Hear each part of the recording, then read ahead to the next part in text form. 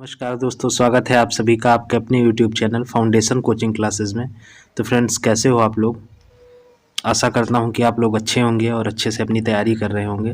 तो फ्रेंड्स, आज हम लोग हिस्ट्री सीरीज के अंतर्गत नेक्स्ट टॉपिक की चर्चा करने वाले हैं, जो कि आज से आपका मॉडर्न हिस्ट्री स्टार्ट हो रहा है और आज से हम लोग मॉडर्न हिस्ट्री के बारे में पढ़ेंगे। तो आपके पेट के सिलेबस में मॉडर्न हिस्ट्री के जो भी टॉपिक हैं, जितने भी हैं, मैं आप लोगों को टॉपिक वाइज कंप्लीट कराऊंगा। और दो से मान के चलिए, ये दो वीडियो में आप लोगों का ये इधर कंप्लीट हो जाएगा। उसके बाद हिस्ट्री का एक अलग सेक्शन इसमें दिया हुआ है, इंडियन नेशनल मूवमेंट, तो वो आप लोगों का अलग मैं करा दूंगा। और ये आपकी हिस्ट्री जो है ये 2 लेक्चर में कंप्लीट हो जाएगी। इसके बाद एक और लेक्चर होगा और हिस्ट्री आप लोगों की कंप्लीट हो जाएगी। उसके बाद नेशनल मूवमेंट के बारे में हम लोग भी पढ़ लेंगे। फिर उसके बाद हम लोग ज्योग्राफी के बारे में पढ़ेंगे। ज्योग्राफी नेक्स्ट सब्जेक्ट रहेगा। तो इसी तरह से आप लोगों का पेट का कोर्स कंप्लीट होता रहेगा और आप लोग इसको रिवाइज ज़रूर करते रहिए। और पेपर के टाइम तो आप लोगों को रिवीजन के लिए ये शॉर्ट नोट्स बहुत ज़्यादा हेल्पफुल होने वाले हैं। तो फ्रेंड्स, चलिए स्टार्ट करते हैं वीडियो को। और अगर आपने अभी तक हमारे चैनल को सब्सक्राइब नहीं किया है तो ज़रूर कर लीजिएगा, क्योंकि मैं ऐसी अपडेट्स और ये जो गवर्नमेंट एग्ज़ाम्स हैं इनकी प्रिपरेशन से रिलेटेड वीडियोज़ आप लोगों के लिए लाता रहता हूँ। तो फ्रेंड्स, चलिए स्टार्ट करते हैं वीडियो को। तो फ्रेंड्स, आप लोगों के हिस्ट्री के सिलेबस में टॉपिक दिया हुआ है ब्रिटिश राज्य का अभ्युदय, जो कि मॉडर्न हिस्ट्री का टॉपिक दिया हुआ है। तो उसी के अंतर्गत आज हम लोग चर्चा करेंगे कि तो जो ब्रिटिश लोग थे ये कब आए थे, किस प्रकार से आए थे और कौन कौन से यूरोपीय लोग आए थे। तो इन सब चीज़ों के बारे में हम लोग चर्चा करेंगे। तो सबसे पहले हम लोग देखेंगे कि भारत में कौन कौन से यूरोपीय आए थे। तो भारत में आप लोगों को पता होगा, इसका क्रम भी आप लोगों से पूछा जाता है। तो भारत में सबसे पहले आए थे पुर्तगाली, फिर आए थे डच, फिर आए थे अंग्रेज, फिर आप लोगों के आए थे डेनिस, फिर फ्रांसीसी और फिर सबसे लास्ट में स्वीडिश आए थे। ये क्रम आप लोगों से पूछा जाता है। ये मैंने नीचे अभी लिखा है, आप लोग देख सकते हैं। आगे अभी नेक्स्ट स्लाइड में आप लोग देखेंगे, उसमें लिखा हुआ है। तो स्टार्ट करते हैं वीडियो को। तो भारत की खोज जो सर्वप्रथम थी वो वास्को डी गामा ने की थी। ये आप लोगों को पता होगा 1498 में की थी। और वास्को डी गामा जो था ये पुर्तगाल का रहने वाला था।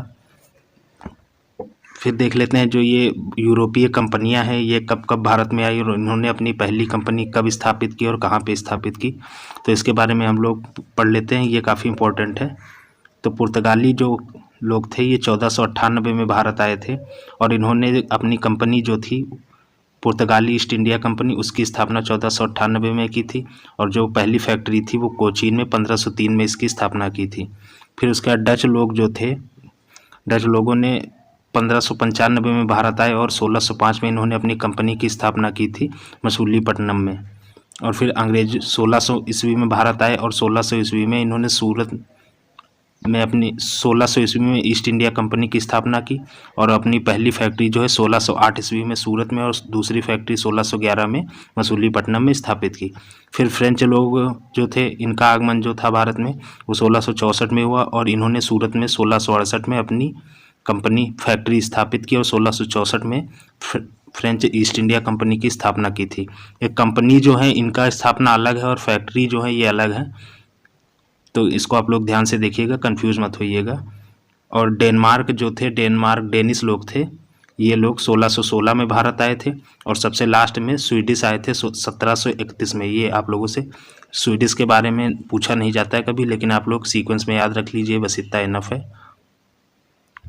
और हाँ, आप लोगों से ये क्वेश्चन पूछा जा सकता है कि सबसे अंतिम यूरोपीय कौन से थे जो भारत आए थे। तो उसका आंसर आप लोगों का हो जाएगा, सबसे अंतिम आए थे स्वीडिश लोग और सबसे पहले आए थे पुर्तगाली लोग। तो आगे देखते हैं।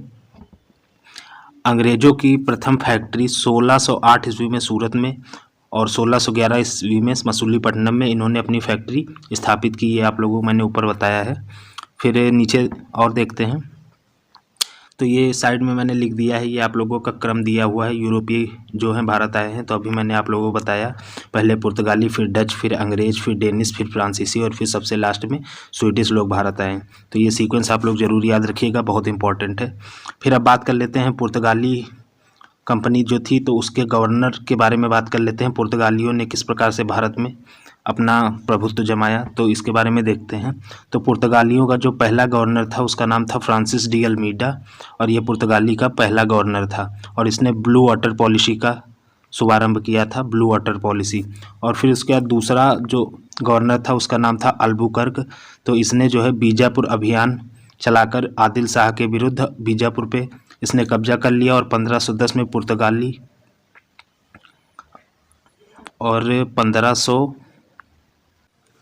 और 1510 में पुर्तगालियों ने बीजापुर पर अधिकार कर लिया। और पुर्तगालियों का जो शासन है सबसे ज़्यादा समय तक रहा है। वैसे तो ये पूरे भारत में इनका शासन नहीं था। पुर्तगाली जो है भारत को छोड़ के 1961 में गए हैं। इन्होंने भारत को, गोवा राज्य जो था वो पुर्तगालियों द्वारा ही बताया जाता है बसाया गया था, और पुर्तगालियों का इस पे अभी भी प्रभुत्व दिखाई पड़ता है। पुर्तगालियों का यहाँ पे बहुत दिनों तक शासन रहा, इसलिए 1961 में पुर्तगालियों ने गोवा को आज़ाद किया था। फिर नेक्स्ट देखते हैं, वैवाहिक संबंधों से भारत में शासन व्यवस्था को मजबूत किया। तो पुर्तगाली लोगों ने वैवाहिक संबंधों के द्वारा भारत में अपना प्रभुत्व जमाया और शासन व्यवस्था को मजबूत किया। फिर उसके बाद अल्बुकर्क के बाद कौन सा गवर्नर हुआ? Nuno da Cunha. इसने 1535 में दीव की स्थापना की, और 1559 में दमन जो है ये आप लोगों के केंद्र शासित प्रदेश हैं, इसकी स्थापना इसी ने की थी, नीनो द कुन्हा ने। और फिर भारत में प्रिंटिंग प्रेस का जनक पुर्तगालियों को ही कहा जाता है, और भारत में अनानास, गन्ना, पपीता पुर्तगालियों की ही देन है, और काजू और तंबाकू की खेती जो है पुर्तगालियों की देन है। ये आप लोगों से पूछा जाता है, सबसे इम्पोर्टेंट इसमें क्वेश्चन बनता है कि भारत में प्रिंटिंग प्रेस किसकी देन है? तो ये पुर्तगालियों की देन है। और तंबाकू की खेती किसकी देन है? तो ये भी पुर्तगालियों की देन है। फिर आगे देखते हैं, अब हम लोग बात करेंगे डच के बारे में। तो डच ये कौन होते थे? जो नीदरलैंड के यात्री थे उन्हें ही डच बोला जाता था। तो कार्नेलियस हाउटमैन प्रथम डच जो भारत आया था। तो प्रथम डच कौन सा था? तो कार्नेलियस हाउटमैन था, जो पहली बार भारत आया था। भारत में मुख्यतः कपड़ों का व्यापार करने ये भारत आए थे। और वेदरा का युद्ध 1759 में वेदरा का युद्ध हुआ था, जिसमें अंग्रेजों से डच हार गए थे और उन्होंने भारत छोड़ दिया था। वेदरा के युद्ध में हारने के बाद डचों को भारत छोड़ना पड़ा था, अंग्रेजों से ये युद्ध हार गए थे। तो वेदरा का युद्ध आप लोगों से 1759 में हुआ था, ये पूछा जा सकता है। फिर उसके बाद बात करेंगे अंग्रेजों की। तो अंग्रेज जो थे उन्होंने 1600 ईस्वी में ईस्ट इंडिया कंपनी की स्थापना भारत में की थी, और 1833 के तहत कंपनी का नाम ईस्ट इंडिया कंपनी रखा गया था। 1833 का जो अधिनियम था उसी के तहत ईस्ट इंडिया कंपनी का नाम ईस्ट इंडिया कंपनी रखा गया था। और अंग्रेज़ों का प्रथम आगमन जो था वो 1608 ईस्वी में हुआ था।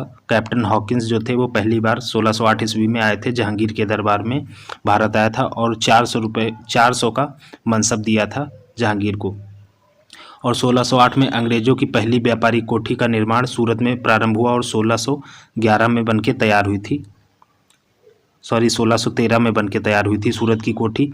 और फिर 1611 में मसूलीपट्टनम की कोठी जो थी अंग्रेज़ों की दूसरी व्यापारी कोठी थी। और 1615 में क्या हुआ था?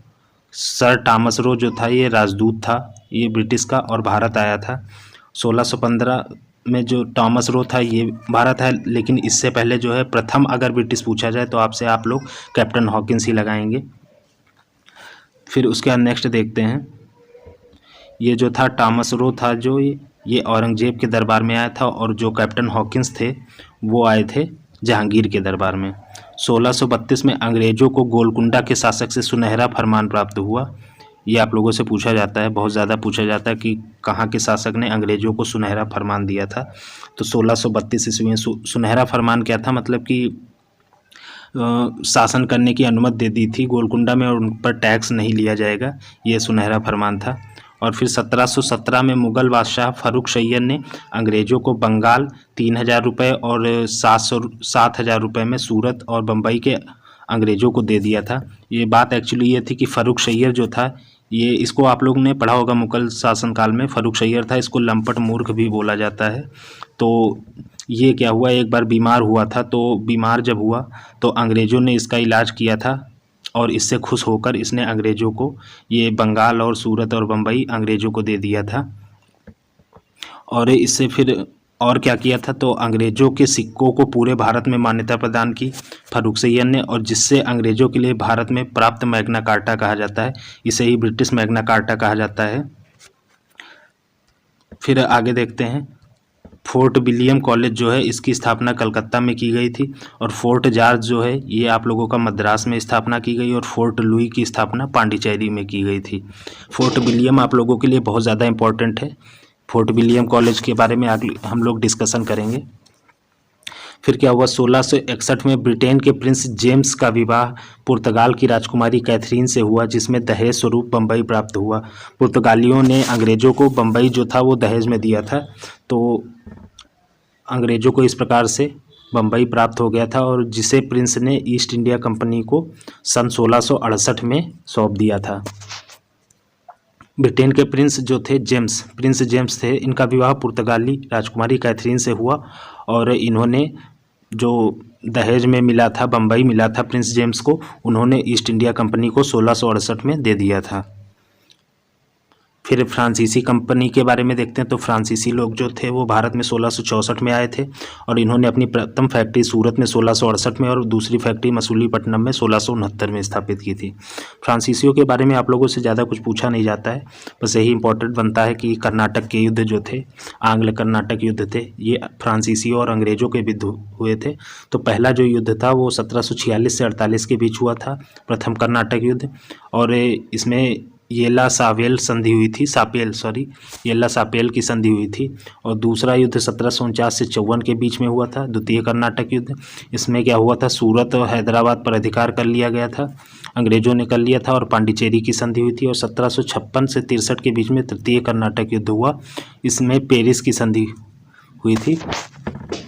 और तृतीय कर्नाटक युद्ध के दौरान ही अंग्रेज़ों और फ्रांसीसियों के मध्य भारत पर उत्तराधिकार के लिए वांडीवास का युद्ध हुआ था। वांडीवास का युद्ध आप लोगों से पूछा जाता है, तो 1760 में हुआ था वांडीवास का युद्ध, तृतीय कर्नाटक युद्ध के दौरान, जिसमें सर आयरकूट जो थे ये अंग्रेज़ों की तरफ से लड़े थे, सर आयरकूट, और फ्रांसीसी तरफ से लड़े थे डुप्ले जो था वो उस समय फ्रांसीसी गवर्नर था।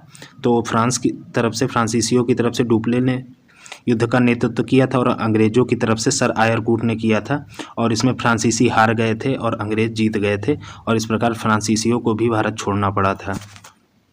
तो अंग्रेज़ आप लोग देख सकते हैं कितने शक्तिशाली थे, इन्होंने सारी यूरोपीय कंपनियों को भारत से भगा दिया था।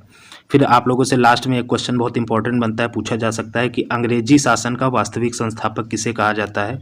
तो ये आप लोगों को मैं आगे डिस्कस करूंगा, लेकिन ये क्वेश्चन यहाँ पे दिया है तो बता देता हूँ। अंग्रेजी शासन का वास्तविक संस्थापक जो था वो क्लाइव को कहा जाता है। आगे आप लोग पढ़ेंगे कि 1757 में क्लाइव ने प्लासी का युद्ध लड़ा था 1757 में, और वहीं से अंग्रेज़ों का साम्राज्य की वास्तविक स्थापना शुरू हुई थी। तो इसीलिए इसको वास्तविक संस्थापक कहा जाता है क्लाइव को। लॉर्ड क्लाइव था, ये अंग्रेजी सेनापति था, बाद में ये गवर्नर भी बना था। तो फ्रेंड्स, आज की वीडियो में इतना ही रखते हैं, आगे नेक्स्ट वीडियो में हम लोग इसके आगे का डिस्कस करेंगे, और इसी तरह से आपकी ये सीरीज चलती रहेगी। थैंक्स फॉर वॉचिंग, मिलते हैं नेक्स्ट वीडियो।